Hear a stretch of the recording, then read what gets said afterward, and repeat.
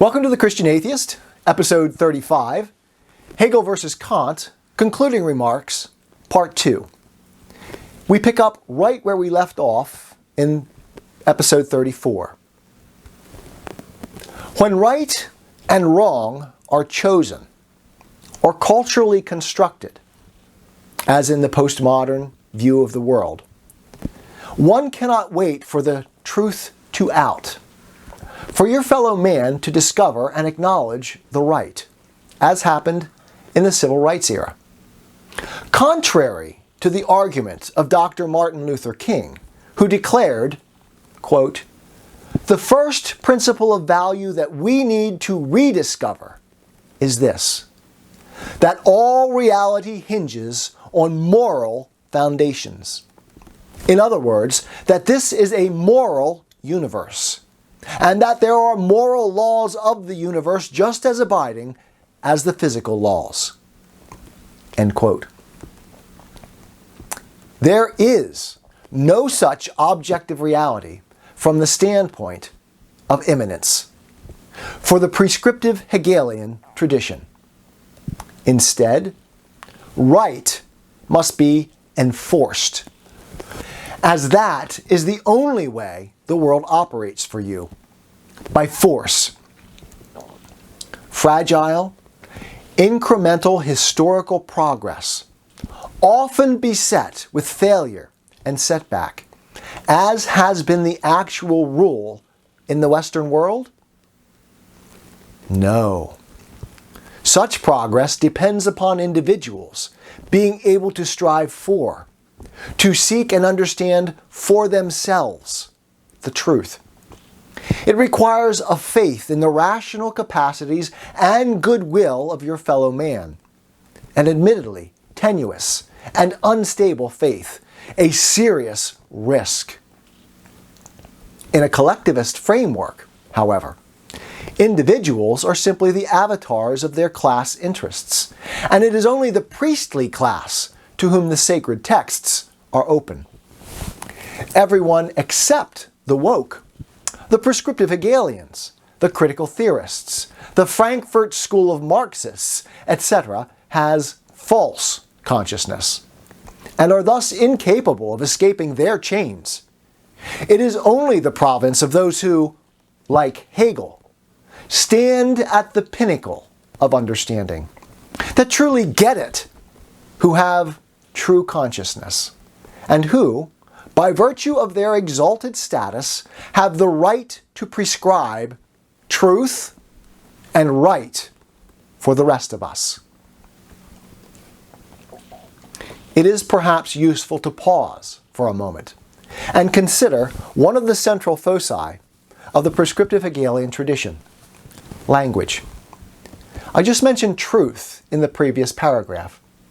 Part of the difficulty of engaging or combating the pernicious effects of the loss of transcendence in Hegel is that as soon as we lose a shared notion of transcendent meaning, language becomes less a medium with which to communicate content, and more a means to achieve a result. The postmoderns and the critical theorists will claim to value truth, playing on this pernicious ambiguity. But what they mean by truth is nothing like a stable and unchanging substratum to which we must all submit ourselves. For them, truth is nearly infinitely malleable, and its value lies, thus, strictly in its instrumentality. While it is true that it is human nature to cite the evidence when the evidence supports you, and denigrate it when it does not, this is the moral equivalency argument that often gets thrown at us, that both sides do this. This attitude is theoretically embraced by the Hegelian tradition. It is their explicit modus operandi. But it is condemned by the Kantian, which places a near ultimate value on truth, conceived as transcendent. They who look at truth as infinitely malleable have a natural advantage over those who conceive of it as transcendent reality. For they understand that to control the language is to control the debate by deliberately taking over all the institutions of our culture, the academy, primary and secondary education, popular culture, and the media. They have the language. And a more effective weapon for political purposes cannot be conceived. Combine this weapon with a consequentialist ethical system, Hegelian logic and metaphysics, and we can understand how even the male and female dyad, not to mention 2 + 2 = 4, can be seriously denied, even made the target of ethical censure. If we continue on this road, we are done. George Orwell's 1984 outlines how bad it can become. And it is frightening to see how much our society has already conceded to totalitarianism of this sort in our media, the academy, and popular culture in the era of COVID. Ultimate value. The Western ideal of God only makes sense within a framework of transcendence. But human psychology makes it impossible to not have a highest value. So however paradoxical or contradictory it may be, the actual practice of even the most ardent of Hegelian theorists is to have an ultimate value.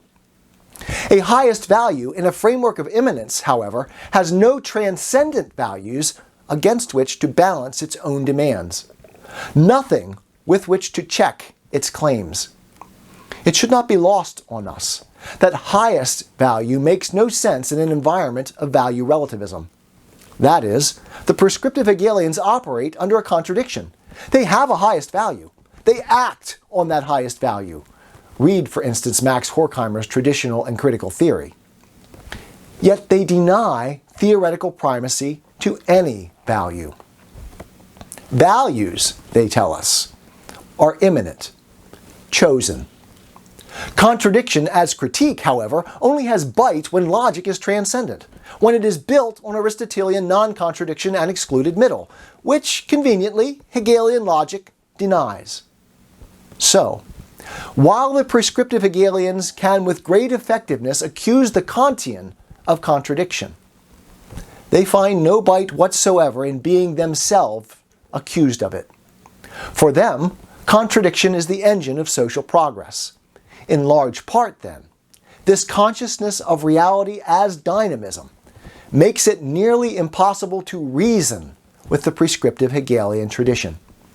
Disagreement with them means that you are not woke to reality, that you do not possess critical consciousness. Arguing with you, treating you as an equal with which one might rationally disagree but fruitfully interact, is a lost cause. What is required of those who disagree is conversion, indoctrination, not rational assent. If you stand as a barrier to their highest value, you must be canceled, not tolerated, as you represent the incurable evil of the opposition to that which is good from their perspective. This is the explicit logic of the famous and influential essay, Repressive Tolerance, by Herbert Marcuse, the equivalent of burning the heretic at the stake.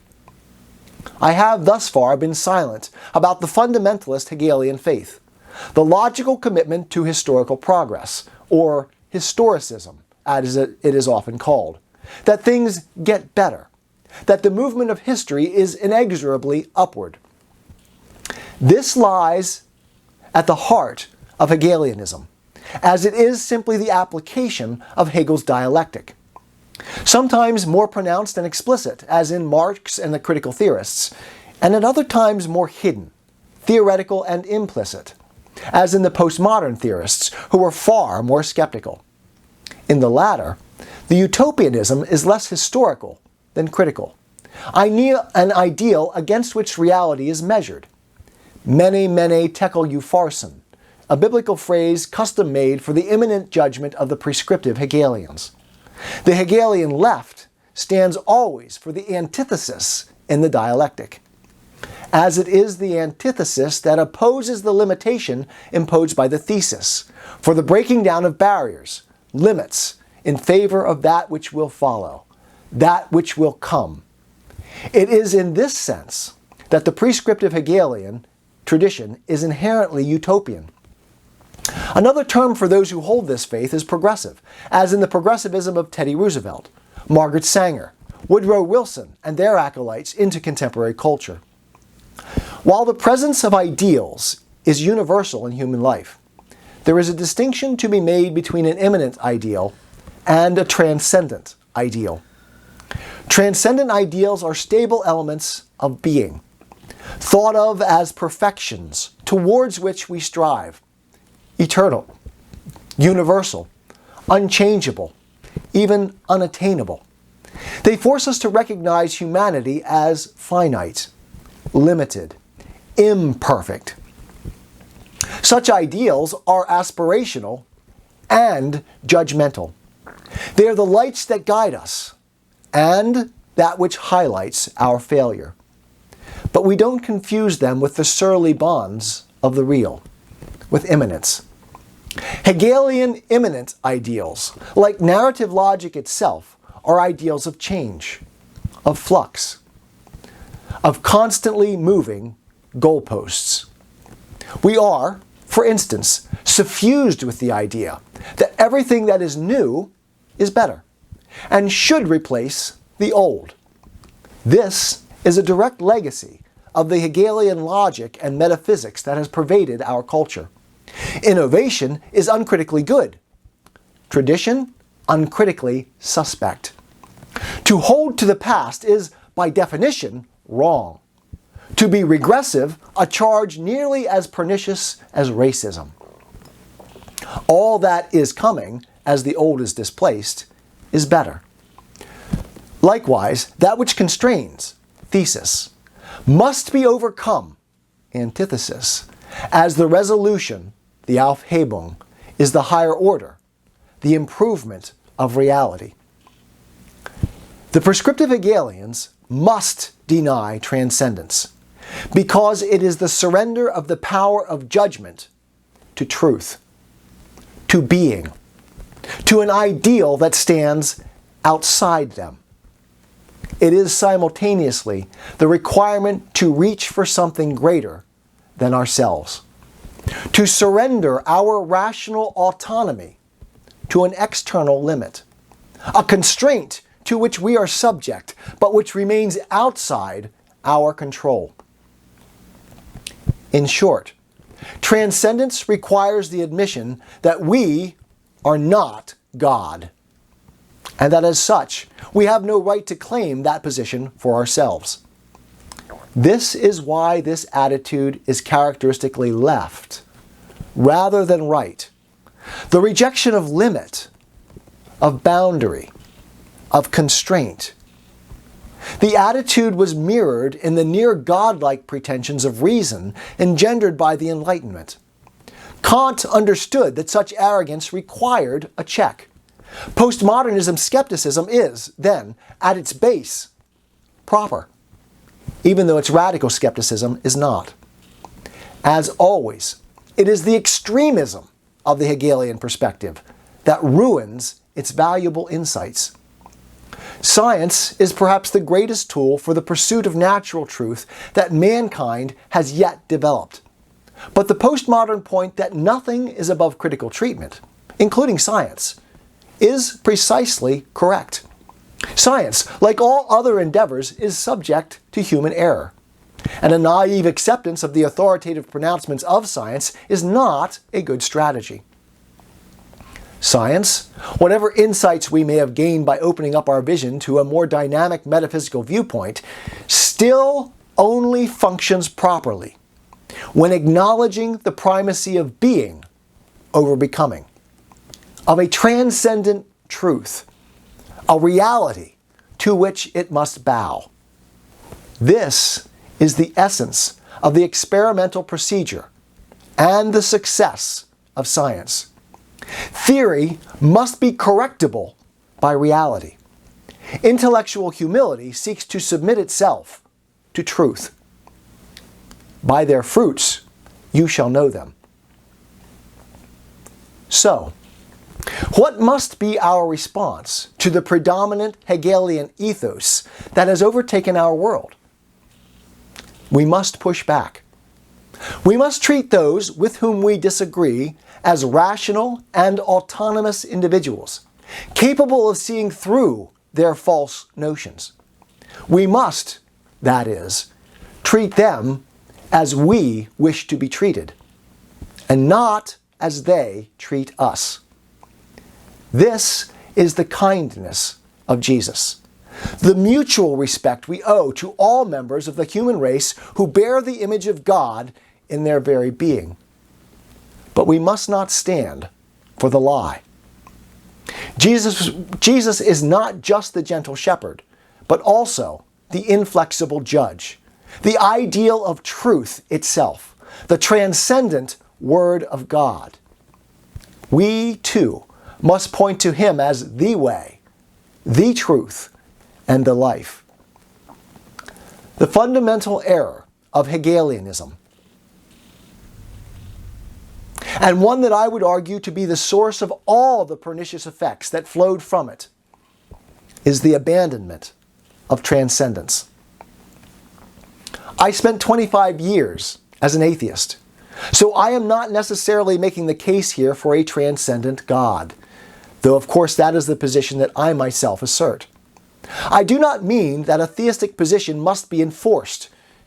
We must, however, as a society, if we seek to prosper, return to a notion of transcendent and stable truth, a workable universalism, a center that does hold. I believe that all truth leads to the way, so I fear no truth or any honest pursuit of it, only its denial. Dostoevsky made the point that without God, that is, a viable transcendence, all things become permissible. We human beings have been given a terrible freedom. The freedom to choose truth or to deny it. The choice of truth is Abel. Its denial is the path of Cain. This path, as Kant predicted, becomes the destruction of ethics, of right and wrong itself. Yes, we can choose to deny transcendence and its rightful limitations upon our actions and choices. This is part of the freedom our Creator granted us. The freedom to deceive ourselves and others, to believe ourselves to be the rightful creator and judge of the universe. But the way of truth is constrained by reality. On that path, we are not free to choose whatever we like, to remake the world in our own image, to demand our vision of right and wrong. We have two senses of freedom: freedom to choose the truth and freedom in the truth. If we choose the lie, the one we tell ourselves so convincingly, we cannot have the second, more profound freedom. Choosing truth, we find a new freedom, a freedom within the constraints of being, to act in accord with our nature and the rules of the game, and even to co-create with within those constraints. That is, subject to the constraints of being, the narrative structure of human life is a mirror of the power of God, our Creator, in us. The supernatural is thus not simply found in transcendence, but also discoverable in the very heart of immanence. The incarnation is the very model upon which God built our world.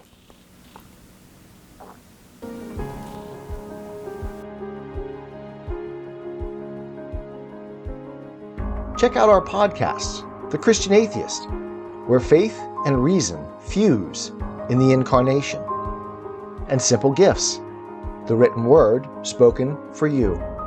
Available on all your favorite podcasting apps. You can find more great content on our YouTube channel at John and Jenny Wise. where you can join the discussion, comment, like, and most of all, subscribe. Or stay up to date on Facebook at J&J Wisewords. Finally, to book an occasion, go to wisewordsforyouroccasion.wordpress.com. All these links can also be found in the description below this video.